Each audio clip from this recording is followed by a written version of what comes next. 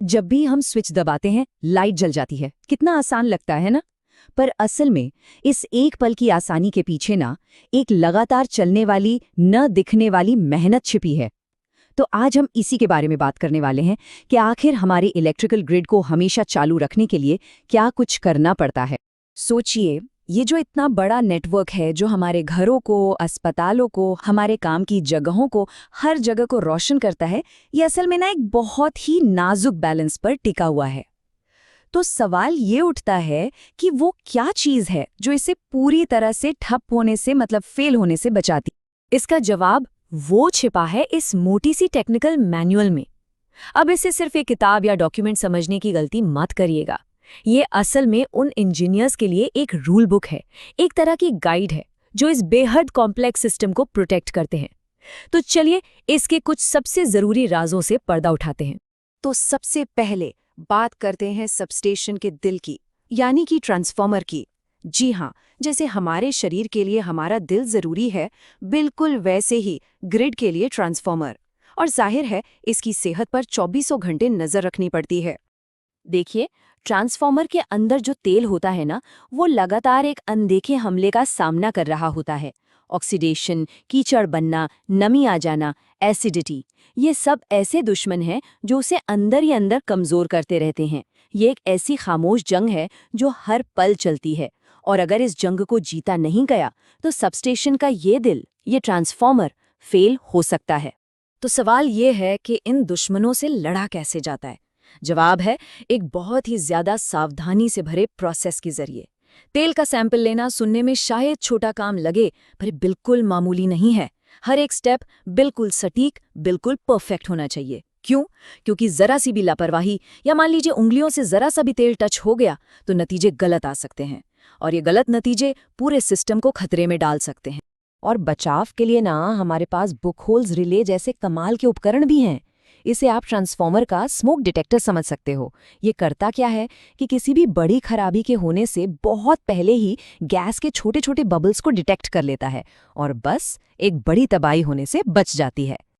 लेकिन मान लीजिए अगर शुरुआती वार्निंग्स पर ध्यान न दिया जा सका, या फिर कोई अचानक से बड़ी खराबी आ गई, तब क्या होगा?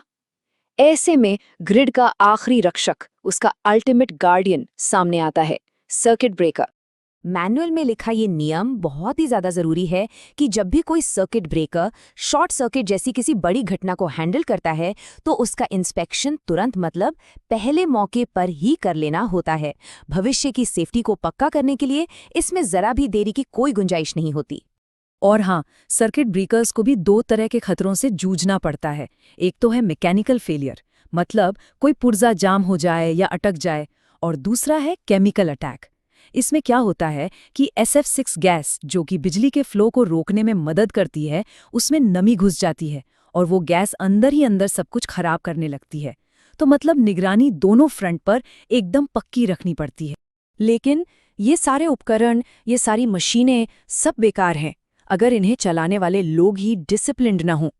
तो अब बात करते हैं ह्यूमन एलिमेंट की, जो इस पूरे सिस्टम की सबसे मजबूत और सच कहूं तो सबसे कमजोर कड़ी भी है।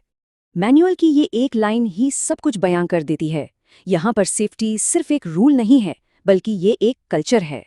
एक अकेला अनसेफ व्यक्ति भी पूरे सिस्टम के लिए खतरा बन सकता है। ये बात इन साइलेंट गार्डियंस के लिए एक मूल मंत्र की तरह है। और इस कल्चर को बनाए रखने के लिए ना कुछ काम ऐसे हैं जिन्हें सबसे बड़ा गुनाह माना जाता है। ये वो गलतियां हैं जिनकी कोई माफी नहीं है, क्योंकि इनके नतीजे बहुत बहुत भयानक हो सकते हैं। इससे पता चलता है कि इस माहौल में डिसिप्लिन कितना ज्यादा सख्त है। इतने हाई प्रेशर वाले माहौल में कम्युनिकेशन का एकदम तेज और सटीक होना बहुत जरूरी है। इसीलिए इंजीनियर्स एक खास कोड लैंग्वेज का इस्तेमाल करते हैं। हर नंबर एक खास रिले और उसके फंक्शन को बताता है। इससे क्या होता है कि कोई कंफ्यूजन नहीं रहता और एक्शन फौरन लिया जा सकता है। तो अभी तक हमने मशीनों को देखा, प्रोसेस को समझा और लोगों की बात की। अब चलिए इन सबको एक साथ जोड़कर देखते हैं कि ये पूरा विजिलेंस का सिस्टम, ये सतर्कता की प्रणाली आखिर काम कैसे करती है। एक ऐसी निगरानी जो कभी सोती नहीं, कभी खत्म नहीं होती। ये जो साइकिल है ना, ये साफ साफ दिखाता है कि ग्रिड की स्टेबिलिटी कोई इत्तेफाक नहीं है। ये एक लगातार चलने वाले, बिना थके किए जाने वाले प्रोसेस का नतीजा है। रोजाना, हफ्ते में, फिर समय समय पर और सालाना होने वाली जांच, ये सब एक के ऊपर एक परत की तरह काम करती हैं, ताकि ये पक्का हो सके कि कोई भी चीज नजर से छूके नहीं। ये सचमुच 24 घंटे 365 दिन चलने वाला काम है। तो सबसे अहम बात क्या है?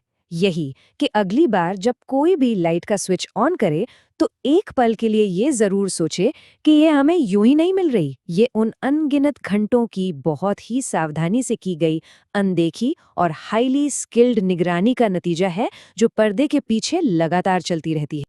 और ये हमें एक बड़े सवाल पर लाके छोड़ देता है। ग्रिड सिर्फ तारों और टावरों का एक नेटवर्क भर नहीं है। ये इंसानी सतर्कता का, इंसानी विजिलेंस का एक जीता जागता सबूत है। तो जरा सोचिए, हमारे समाज में और कौन-कौन सी ऐसी अदृश्य व्यवस्थाएं हैं जिन्हें इसी तरह के मूक संरक्षक चुपचाप